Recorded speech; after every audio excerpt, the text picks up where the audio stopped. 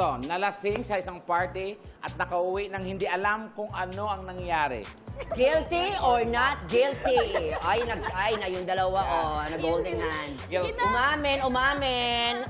Ata siya. Okay. Bakit? Magkasama Anong kami nangyari? dun sa party na yun. Parang, after party. Arthur Mercer. So, nalasing kayo parehas. Yeah. Oo. Parehas kayo ng inuwian, ganon? Parehas kaming inuwi. Ay! Ay! Parehas silang inuwi! Joke lang. Yung papa ko lagi naghatid sundo sa akin. Oh. Good girl ako. Ah. Pero, ayun, hindi ko na alam nangyari the next day. Tapos sinasabi sa amin na parang sobrang daldal ko daw. Tapos siya naman, nakatulog na kung saan. Totoo. Oo.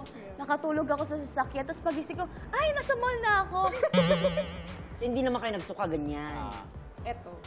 Tapos nung nagsuka siya, nililigpit ko yung gamit sa floor. Sabi ko, ano to?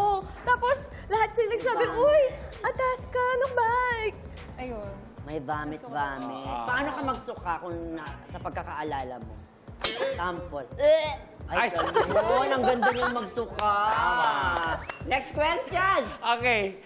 Nagalit ang isang relative dahil sa pagpapasexy sa pelikula. Guilty or not guilty?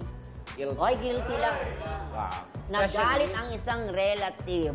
Kayo, ano to? Tita, tito, lola, Tatay, lolo, nanay. tatay. Nahin natin si ano? Ako buong angkan. Buong angkan. Buong pamilya namin. Talaga? So, paano ma-handle yon? Pinalipas ko lang yung panahon, tapos lately okay naman na. Paano sila nagalit sa iyo? Sobrang nagalit sila, as in parang itatakuin na nila. Pinalayas ka. True, parang ano to? Parang personal. na. Personal na talaga siya. Totoo. Nag-iisang anak ka lang ba? 5 kami, tapos pang-apat. Paano mo siya hinandle? Siguro, pinalipas ko lang yung panahon. Halimbawa kami ni Tekla, yung ano, kami yung third cousin mo. Yan, layo. Kayo apektado. Kayo apektado. Nagalit sa pagpapasexy mo. Third cousin Ano mo ba? kami, ha? Nanay-tatay na lang. Nanay, tatay. Okay. Anong nabilitaan namin ito pagpapasexy? Tawagin mo siya sa pangalan niya. Baldo. Hindi Baldo. Diba? Balda? Julia, totoo ba nabalitaan namin na nagpapasexy sa ginagawa mong pelikula? Anak, pinag-aaral ka namin sa mamamahaling school. Huwag mo naman kami bigyan ng kahihiyan! Kahihiyan ng pamilya. Alam mo naman na sa alta syudad tayo. Nay, sorry. Masakit pa ang tuhod mo, tignan mo kakapapasexy mo yan! Oo. Sorry po. Ano na lang sasabihin sa atin ng pamilya natin? Baka pwedeng second chance. Anong second chance ang gusto mo? Gusto ko lang kasi ipakita yung... Ipakita? Alam mo bang bawal yan? Tapos gaganyan ka sa harapan namin ngayon, hindi yan yung anak na pinalaki namin. Kinailangan ko itong gawin para sa pamilya natin. Sige, anong may papangako mo para may pagbalaki kami namin ng tatay Oo. mo? Kasi Ano yung may papangako mo? pangako mo anak na kasi kahihiyan ng pamilya natin to. Dati pangarap ng nanay mo yan, pinigilan ko. Huwag mo na ikikwento. Gumawa kami ng pelikula ng tatay mo. Alam Ayun. mo ba yun? Walang nanood sa pelikula namin. Libre ko na lang po kayo, Nay, Tay. Saan sa pelikula mo? Na-imagine mo ba kami? Basta huwag kayo hihingi sa akin pag sumahod ako, Nay. Ay, Tay, ha? Pasexy ka na ako. Ilang pelikula pa ba? Mukhang pera. Oo, kailan bang showing yan? Bala kayo dyan, Nay. Tay, ha? Okay. Hindi.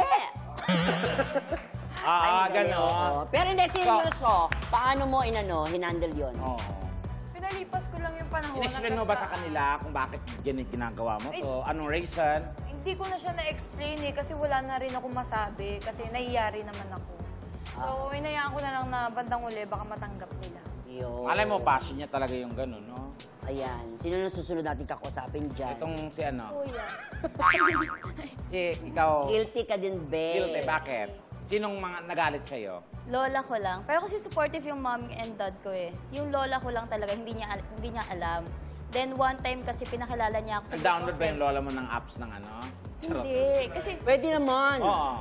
ano, Drivers yung lola. yung mga friends niya kasi, mga artista.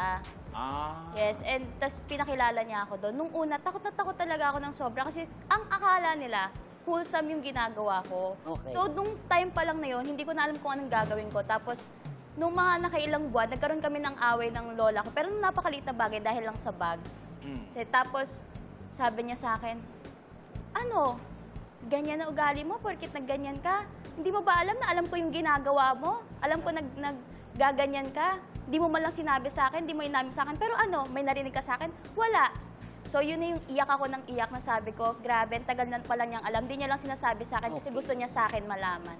At dahil dyan, ito ang ating last question for the three of you. Go, bubay. Nagla-like ng mga pictures ng sexy hunks sa social media. Yan. Guilty or Or not guilty? Guilty! Ayun, guilty. Ay, Guilty. not guilty. Yung isa. Siya pa naman ang inaasahan ko magigilty, no?